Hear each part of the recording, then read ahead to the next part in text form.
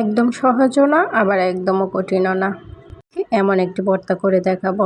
এই ভর্তাটা করতে পরিমাপটা যদি ঠিক থাকে তাহলে একদম পারফেক্টলি এবং মজাদার ভর্তা হয়ে থাকে। চলুন তাহলে শুরু করি। ভিডিওটি দেখতে অবশ্যই শেষ পর্যন্ত থাকবেন। আমি এখানে হাফ কাপের মতো মসুর ডাল নিয়েছি, স্বাদ মতো লবণ এবং 1/4 চা চামচের মতো হলুদ গুঁড়ো দিয়ে দিব কয়েকটি কাঁচামরিচ। আপনারা ঝালের পরিমাণটা বাড়িয়ে বা কমিয়ে নিতে পারেন। দিয়ে দিলাম 4-5টা আস্ত রসুনের কোয়া। এখন সামান্য একটু পেঁয়াজ দিয়ে একটি ঢাকনা দিয়ে দিব। হাফ কাপ মসুর ডালের জন্য 1 কাপ পানি যথেষ্ট।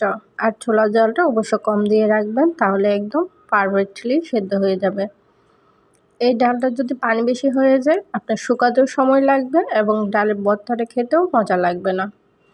সেই জন্য পানির পরিমাণটা কম দিয়ে আপনি চুলার জালটা কম দেওয়ার চেষ্টা করবেন।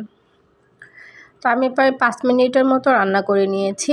রান্না করা হয়ে গেলে আরও 5 মিনিটের জন্য আমি ঢাকনাটা বন্ধ করে দিয়েছিলাম আর একটু পানিটা শুকানোর জন্য।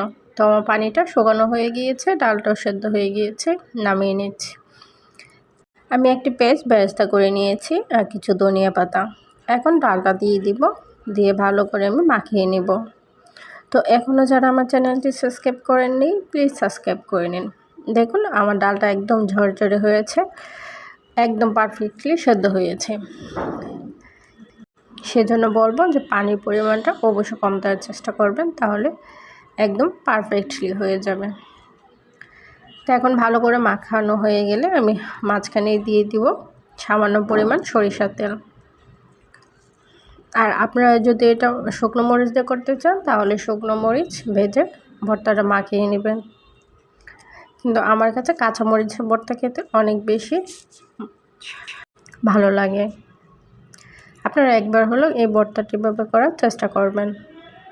এই ভর্তাটা খেতে কিন্তু অনেক বেশি মজা ছিল।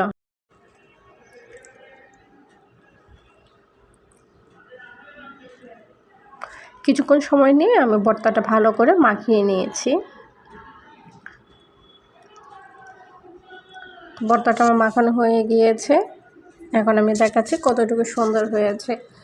যদি রেসিপিটা ভালো লেগে থাকে অবশ্যই লাইক, কমেন্ট এবং শেয়ার করতে ভুলবেন না, এবং আমার চ্যানেলটি সাবস্ক্রাইব করতে একদমই ভুলবেন না।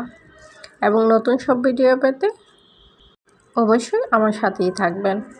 সবাইকে অসংখ্য ধন্যবাদ। আল্লাহ হাফেজ।